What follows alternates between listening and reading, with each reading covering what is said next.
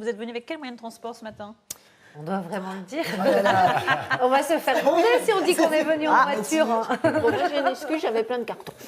Ah oui, elle avait une bonne excuse. Elle était chargée, Catherine Audrey. Voilà. En voiture aussi. Ça vous arrive quand même quelquefois d'utiliser le vélo ou... Ah oui, Oui. quand même. Bah oui, Bon. bien sûr. Vous ne l'utilisez pas? Pourquoi? Balade en Balade, campagne. balade en Balade, famille, ouais. encore une fois. Bon, et vous vous sentez sécurisé quand vous êtes en vélo? Oui. Bon, eh bien nous, on va vous proposer un objet qui va encore plus vous sécuriser, vous réconcilier avec la pratique du vélo. C'est ce petit bracelet, bracelet OE, dont vous êtes le génial inventeur, Étienne Leborgne. Vous allez nous expliquer, c'est un bracelet qui effectivement rend la sécurité encore plus importante lorsque l'on est à vélo. C'est vrai que souvent en ville, c'est compliqué. En fait, OE, en effet, est un clignotant pour cyclistes, donc qui est automatique, qui permet de tourner le bras en toute sécurité pour indiquer un changement de direction aux autres usagers de la route. À savoir, quand vous tendez le bras, vous n'avez plus besoin d'avoir peur de vous faire arracher le bras de nuit, par exemple. Alors vous avez eu l'idée de ce bracelet parce que vous-même, vous étiez confronté justement un peu à une crainte de la sécurité dans la pratique du vélo. Tout à fait, parce que de nuit, bien que je mette un casque ou un gilet jaune ou que j'ai mes feux avant ou arrière, quand il s'agissait de changer de fil, d'aller à gauche ou à droite, tendre le bras de nuit vous fait craindre justement de ne pas être vu, d'être pas compris par les autres usagers de la route.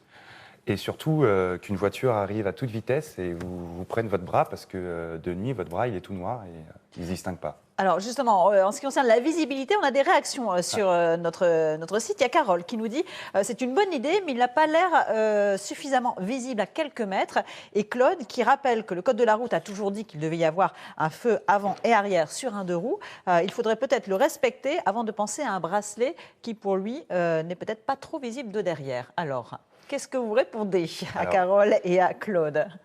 Pour Carole, la visibilité, le système justement est un bracelet qui permet de mieux communiquer avec les autres usagers de la route. Contrairement au système existant, c'est-à-dire mon bras tout seul dans la nuit sans aucun éclairage, on ne le voit pas du tout, ou même dès que la visibilité est faible, il ne se distingue pas du milieu urbain. Ce clignotant n'est pas un phare, c'est un outil de communication qui permet en clignotant d'indiquer que je vais tourner. C'est un signal lumineux connu de la part de tous les usagers qui ont déjà vu le clic-clic des clignotants sur les vélos, sur les tramways, sur les bus, sur les scooters. Et puis la nuit, un tout petit point lumineux se voit de très loin. Oui, Oui, exactement. Et pour concernant Claude. Alors c'est Claude qui nous disait qu'il fallait, le code de la route rappelait qu'il fallait un feu avant et arrière et qui s'interrogeait aussi sur la visibilité. Alors le feu avant et arrière, oui, heureusement il en faut un et je le conseille. Pareil pour le casque ou les objets, les vêtements très visibles. Parce voilà, vélo, ça n'empêche pas de garder ce bracelet, vient s'ajouter en fait aux consignes de sécurité qui sont déjà existantes. C'est d'ailleurs Vicky qui rappelle que c'est bien beau de mettre un bracelet clignotant, mais il faut commencer par mettre son gilet jaune et des lumières sur son vélo. Alors le code de la route, si on veut être précis, demande d'avoir des lumières. Le gilet jaune n'est pas obligatoire ainsi que le casque, mais il est conseillé. Et tendre le bras avant de tourner est aussi conseillé pour indiquer un changement de direction. Mais de nuit, c'est assez dangereux. Donc le but de ce bracelet, c'est de remédier à ça. Personnellement, moi j'ai eu un accident de voiture, je suis passé sous une voiture, donc je sais l'impact que peut avoir une voiture sur un vélo. Voilà, c'est pour ça, d'où l'invention de ce bracelet. Alors vous en êtes au début de ce bracelet, ce sont des prototypes, vous voulez lancer une production justement, parce qu'on nous demande, il y a Sabine qui demande où on peut l'acheter. Il y a un financement participatif qui a démarré. Alors oui, depuis une vingtaine de jours, j'ai lancé sur Ulule une campagne de financement. On est à plus de 73% de l'objectif. J'ai besoin de 5 000 € pour lancer la première production des bracelets.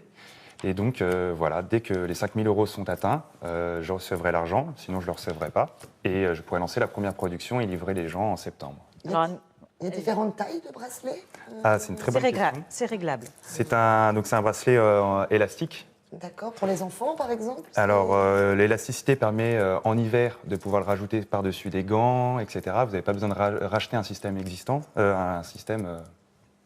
pour ce clignotant. Et il existe aussi une bague de réglage pour les poignets un peu plus petits, comme le vôtre, voilà, je sais pas comme les enfants. La bague de réglage ici, voilà. Voilà, qui permet de s'adapter une taille unique pour tous. Voilà. Alors, je rappelle, la deadline pour votre financement participatif, c'est le 2 juin. Voilà. Et jusqu'au 2 juin, il y a une promotion donc justement sur le site Ulule où 17 € les lots de 2 bracelets, livraison incluse. Il y a 350 packs qui sont proposés pour Exactement. les plus rapides, voilà, pour soutenir cette invention. Il faut rappeler que vous êtes soutenu d'ailleurs par la Fédération des usagers de la bicyclette. Tout à fait. Et puis on rappelle qu'il y a le challenge européen en ce moment du vélo qui se déroule jusqu'au 31 mai. Voilà.